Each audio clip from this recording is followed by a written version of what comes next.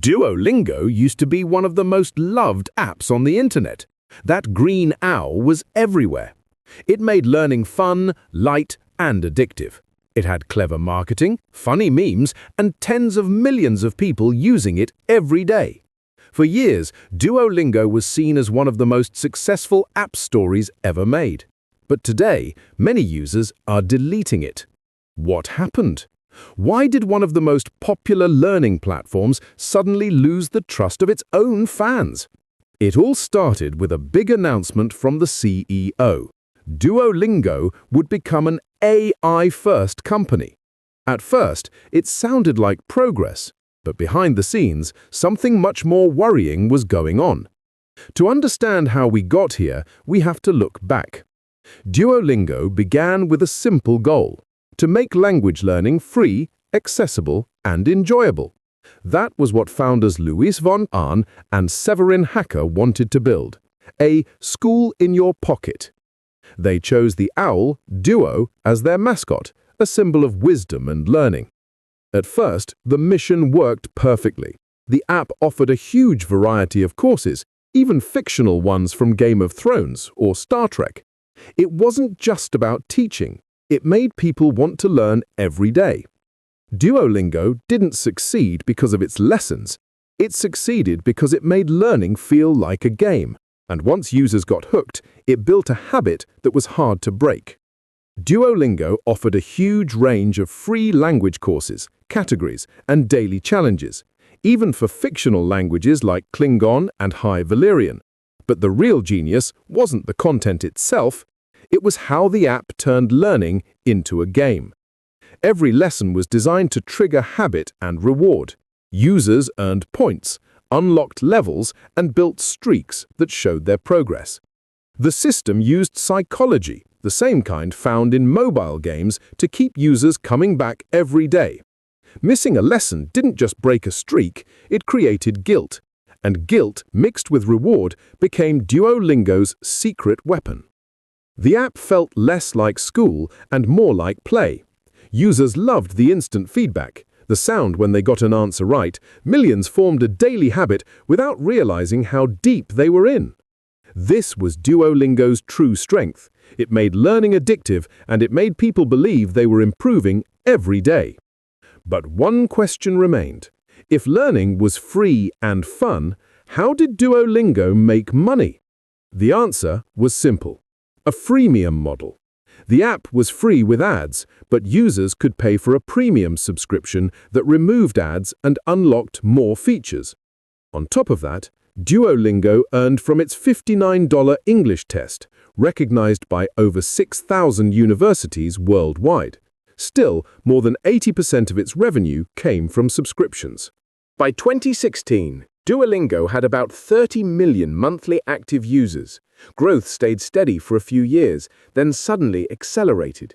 In 2021, Duolingo went public on the Nasdaq, a major moment for a simple language app. After the IPO, users jumped from 49 million to 74 million and soon passed 100 million. The business was thriving. Revenue climbed from $531 million in 2022 to $748 million in 2024. The reason was simple. Duolingo had mastered the art of guilt-driven engagement. The app pushed users to keep their streak alive with reminders that said, "Do your lesson or else." What could have been annoying turned into humor. Memes about Duo spread across the internet, turning the owl into a pop culture icon. Duolingo leaned into this chaos. Instead of staying serious, it became funny, strange, and self-aware. Its TikTok videos, often featuring someone in a full owl costume chasing users, went viral. Collaborations with shows like Squid Game and creative animated shorts attracted tens of millions of views. The brand had evolved far beyond a language app. It was now an entertainment company with a devoted fan base. Users followed Duo not only to learn, but to laugh. Duolingo had transformed learning into culture, something no competitor had achieved. But that success would soon unravel. The company's next move, built around artificial intelligence, would change everything. By 2023, Duolingo was still riding a wave of success and growth. Then the company began quietly adding small AI features, tools like Explain My Answer and simple chatbot conversations for language practice. At first, nothing seemed unusual. CEO Luis von Ahn said, "I believe AI will allow us to recreate the experience of a human tutor and scale it to everyone in the world." It sounded positive, but only weeks earlier, Duolingo had laid off around 10% of its contractors. Soon after, von Ahn made a bold announcement: Duolingo would become an AI-first company. In his memo, he said the firm needed to rethink how we work and stop using contractors for tasks AI can handle. He claimed Duolingo still cares deeply about its employees, but that promise didn't seem to include those losing their jobs. The official explanation was innovation, faster updates, personalized lessons, and better global reach. In reality, it looked like cost-cutting. Human writers, translators, and voice actors are expensive. AI content costs almost nothing. But users quickly noticed the change. Quality started to drop across courses. Errors and awkward translations appeared even in common languages like Spanish. Lessons felt repetitive, robotic, and sometimes broken. Backlash came fast. "I cancelled my subscription," one user wrote. "There's content now that's AI generated and it sucks." Another said, "We don't want AI, we want real people doing real work." Yet Duolingo didn't stop. Von Ahn admitted, "We can't wait until the technology is perfect. We'd rather move fast and take small hits on quality." Even inside the company, frustration was growing. Some employees said they had stopped writing lessons and were now training the AI to do it instead. One former worker explained, "We had been using the AI tool for a while and it wasn't ready to write lessons without humans." Soon after, many of these employees were gone. Von Ahn tried to calm the situation, saying his memo lacked context and that no full-time staff would be laid off. But the damage was already done. Users and workers alike had lost trust. Then, things got even stranger. In the middle of the backlash, Duolingo wiped all its TikTok videos and uploaded one bizarre clip, a Duolingo crash-out. Some thought it was a marketing stunt, others believed the account was hacked. Either way, it confused and annoyed fans, already angry about the AI shift. Duo's once funny personality was starting to feel unsettling. Though the videos were later restored, the chaos didn't stop the decline. Despite trying to keep its image alive through jokes and viral content, Duolingo's reputation was falling fast. The company's stock price reflected it, dropping from over $540 to around $340 a share. But the most serious problem wasn't public image. Behind the scenes, Duolingo was facing legal trouble.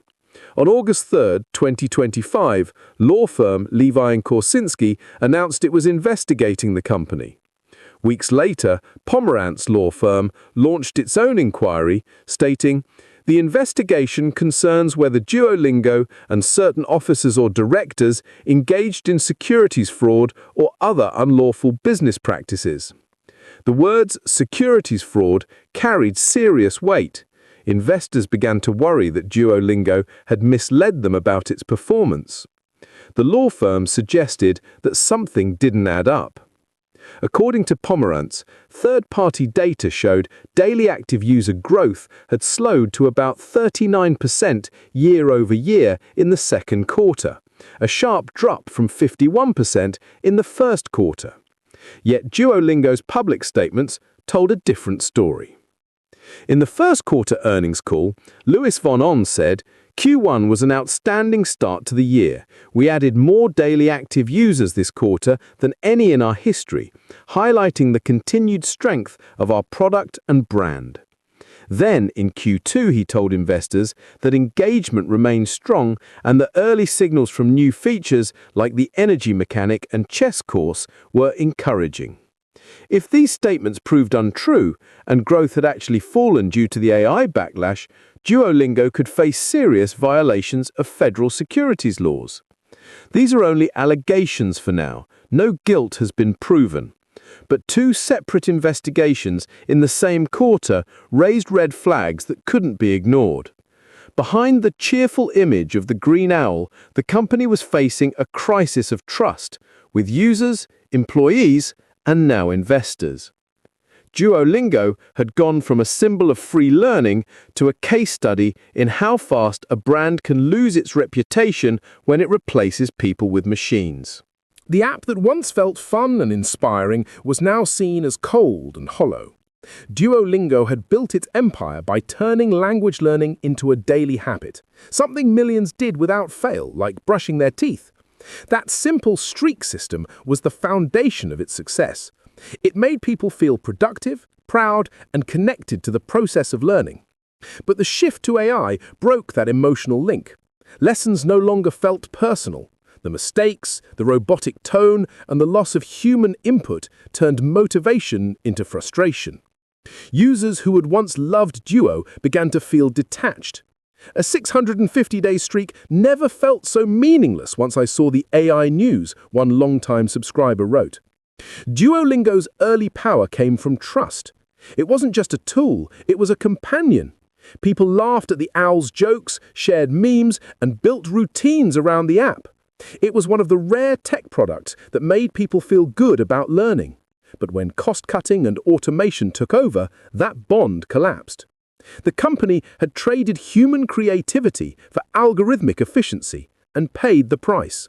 Profits might rise for a while, but once users lose faith, growth becomes fragile. Duolingo's story is a warning to every tech firm chasing AI-first glory. Innovation without care can destroy what made a product special. The green owl once symbolized the joy of learning. Now it represents the fatigue of automation. If you found this story insightful, subscribe for more investigations into how technology shapes and sometimes breaks the products we trust.